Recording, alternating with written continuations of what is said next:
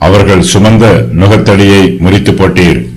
மீதியானியரின் நாளில் நடந்தது போல் அவர்கள் சுமந்த நுகத்தடியையும் அவர்கள் தோளின் மேல் இருந்த மெலாற்றையும் அவர்கள் ஆளோட்டியின் கோலையும் முறித்து போட்டீர்.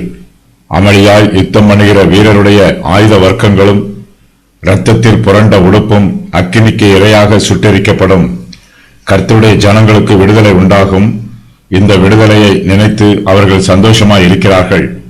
அவர்கள் இதுவரையிலும் நுகத்தடியை சுமந்து கொண்டிருந்தார்கள். கர்த்தரோ அவர்கள் சுமந்த நுகத்தடியை முறித்து போட்டார். அவர்கள் தோளின் மேல் இருந்த மெலாற்றையும் அவர்கள் ஆளோட்டியின் கோலையும் கர்த்தர் முறித்து போட்டார். கர்த்தருடைய ஜனங்கள் அடிமைத்தனத்தில் இருந்து விடுதலை பெற்றிருக்கிறார்கள். கிதியோனுடைய நாட்களிலே மீதியானியர்கள் இஸ்ரவேலரை ஒடுக்கினார்கள். மீதியானியரின் நுகத்தடி முறிந்தது போல கர்த்தர் இப்போது தம்முடைய ஜனத்தார் சுமக்கிற நுகத்தடியை முறித்து போடுகிறார். ஏசாயா தீர்க்கதரிசி இங்கு நுகத்தடி என்று சொல்லுவது எந்த தேசத்தின் நுகத்தடி என்று தெளிவாக தெரியவில்லை. கர்த்தருடைய ஜனத்தாருக்கு அந்நிய தேசத்தின் ஆளுகையில் இருந்து விடுதலை கிடைத்திருக்கிறது. இக்காலத்தில் சனகரிப் எருசலேமின் மீது யுத்தம் பண்ண வந்தான். எருசலேமை ஆளுகை செய்ய வேண்டும் என்று நினைத்தான். ஆனால் கர்த்தரோ எருசலேமை பாதுகாத்தார். சனகரிப்பின் ஆளுகைக்கு கர்த்தர் எருசலேமை ஒப்புக் கொடுக்கவில்லை. தேவனுடைய பலத்த கரத்தினால் மீதியானியரின் நாளிலே இஸ்ரவேல் ஜனத்தாருக்கு விடுதலை கிடைத்தது போல இப்போது எருசலேம் நகரத்தாருக்கு விடுதலை கிடைத்திருக்கலாம். கர்த்தர் பலத்த கரத்தினால் கிரியை நடப்பிக்கிறார்.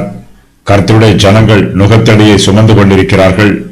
அவர்கள் தோளின் மேல் மிலாறு இருக்கிறது. ஆளோட்டிகள் தங்கள் கோலினால் அவர்களை அடக்குகிறார்கள். கர்த்தர் இவை எல்லாவற்றையும் எந்தவிதமான ஆரவாரமும் இல்லாமல் அகற்றி போடுகிறார். கர்த்தருடைய ஜனத்தார் எல்லோரும் இருளிலே நடக்கிற ஜனங்களைப் போல இருந்தார்கள். கர்த்தருடைய கிருபையினால் இப்போது இவர்கள் பெரிய வெளிச்சத்தை காண்கிறார்கள்.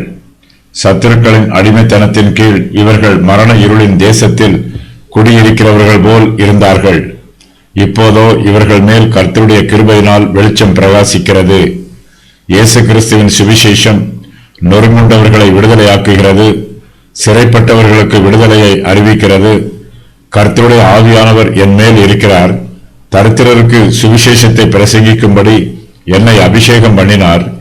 இருதயம் நறுங்குண்டவர்களை குணமாக்கவும், சிறைப்பட்டவர்களுக்கு விடுதலையையும், குருடருக்கு பார்வையையும் பிரசித்தப்படுத்தவும், நொறுங்குண்டவர்களை விடுதலையாக்கவும், கர்த்தருடைய அனுக்கிரக வருஷத்தை பிரசித்தப்படுத்தவும் என்னை அனுப்பினார்.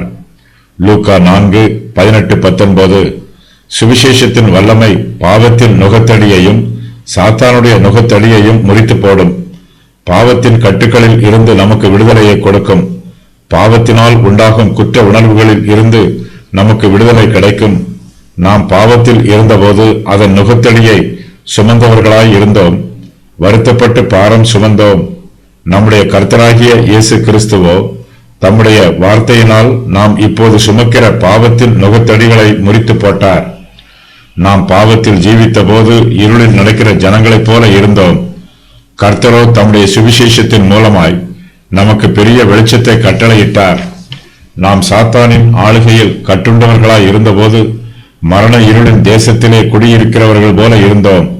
இயேசு கிறிஸ்துவோ சாத்தானுடைய நுகத்தடியை முறித்து நம்மை விடுவித்தார். நம்மேல் இயேசு கிறிஸ்துவின் வெளிச்சம் பிரகாசித்தது. சாத்தானுக்கு அடிமைகளாக இருந்த நாம் இப்போது கிறிஸ்துவின் பிள்ளைகளாக இருக்கிறோம். கிறிஸ்துவானவர் நமக்கு மகிமையுள்ள விடுதலையை கொடுத்திருக்கிறார்.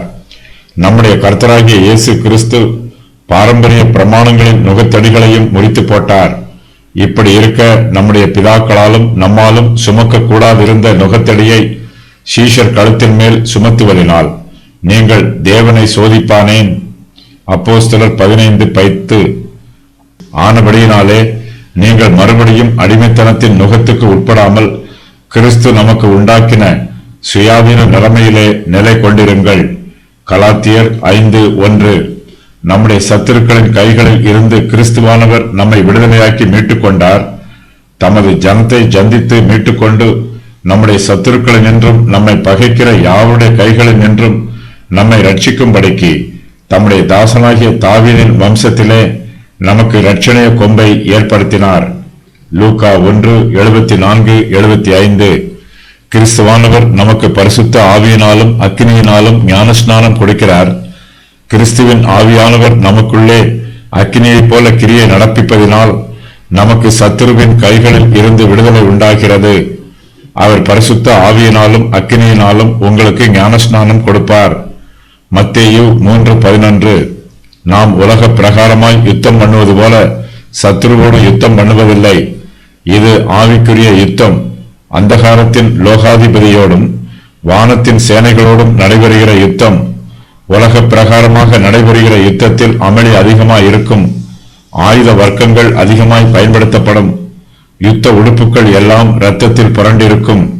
இவை எல்லாமே அக்கினிக்கு இரையாக சுட்டெரிக்கப்படும். நம்முடைய ஆவிக்குரிய யுத்தத்திற்கு நாம் உலக பிரகாரமான ஆயுத வர்க்கங்களை பயன்படுத்த மாட்டோம். பரிசுத்த ஆவியானவர் தம்முடைய அக்கினியினால் நமக்காக யுத்தம் பண்ணுவார். அவருடைய அக்கினி சத்துருவின் அந்தகார வல்லமைகள் அனைத்தையும் சுட்டெரித்து போடும். நமக்கு விடுதலை உண்டாகும். பரிசுத்த ஆவியானவர் யுத்தம் பண்ணும் போது அமளியும் இருக்காது, ஆரவாரமும் இருக்காது. ஆனால் அக்கினியினால் சுட்டெரிப்பது இருக்கும்.